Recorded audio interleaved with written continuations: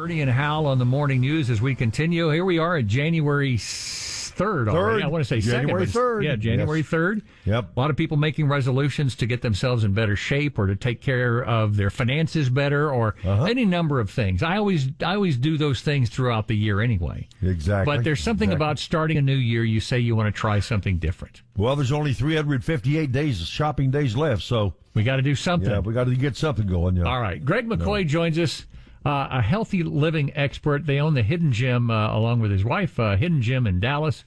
Greg is a certified personal trainer with more than 12 years of experience. All right. Greg, let's talk getting in shape for the year. Guys, yeah, let's talk about it. I know a lot of people make the resolution, but they can't stick to it because the habits easily overcome any new resolution. How long does it take to form a new habit? The latest research says 66 days. In the past, we used to think we were getting off easy at 21 days, but the latest and greatest will tell you it takes 66 days for that new action to become a habit. Okay, so the guy, our woman, the man or woman, they come in, they haven't exercised in 2 or 3 years. This is their year. They come into your store. How long should the first session be? Should it be an hour and a half? Should it be 15 minutes? Because mentally it'll beat you up. Yeah, we generally recommend about an hour. That gives you enough time to warm up. You can do some strength training, a little bit of cardio, and cool down. For a beginner, an hour is plenty. If you're going longer than that, it's likely you need a better designed workout program.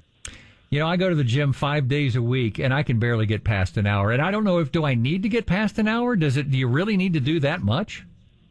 The only reason you'd be training for more than an hour is if you're in working towards an endurance goal, where you're needing to really log some time in a heart rate zone, or maybe you're getting ready for a marathon or a race or some kind of sporting event that the event lasts more than an hour. So you need to be able to go for more than an hour. But for just getting in shape or even strength training, usually more than an hour is not recommended.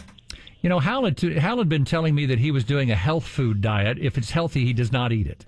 There you go. What kind of, because there's so many competing diets out there. Is there one that you recommend over another? You know, there really isn't, and that surprises a lot of people. But the fact of the matter is, just about any diet is going to work by the fact that it reduces calories. And there are countless studies of very, very smart folks trying to prove what's the best diet. And then they have what's called a meta-analysis, which is where they study all the studies. And those have basically come back to say that they all work. It's just a matter of which one is best for you. Some people feel better on a lower carbohydrate diet. Some people feel better on a lower fat diet. Some people like intermittent fasting. Maybe you don't eat until 1 p.m., so you're basically restricting calories just because you're eating for less hours in a day. The truth of the matter is they all work. They just don't all work at the same time. What's a good healthy number as far as losing weight? You see these diets say 60 pounds in 2 weeks, you can lose it. So, if you come in, you want to lose, what do you want to do? 2 or 3 pounds a month, 2 or 3 pounds a week? What's a good number to go shoot for that you won't gain it back? That's an excellent question. Thank you for asking that. We don't recommend more than 2 pounds a week. 2 pounds a week is aggressive. The only caveat to that might be you might lose some weight initially, which is like, if you're eating out a lot, there's likely a lot of sodium in your diet, or if you're not exercising, you'll retain a lot of water. And so that first week or two, you might drop some water weight that may push you past that 2 pounds a week barrier. But sustainably, you wouldn't want to be losing more than 1 to 2 pounds a week, or else you're really susceptible to gaining it back fast. All right. That's always the problem is it comes back fast. And I'm curious, when you do lose it, does it come back fast and then some because you've lost it and your body's trying to get it back?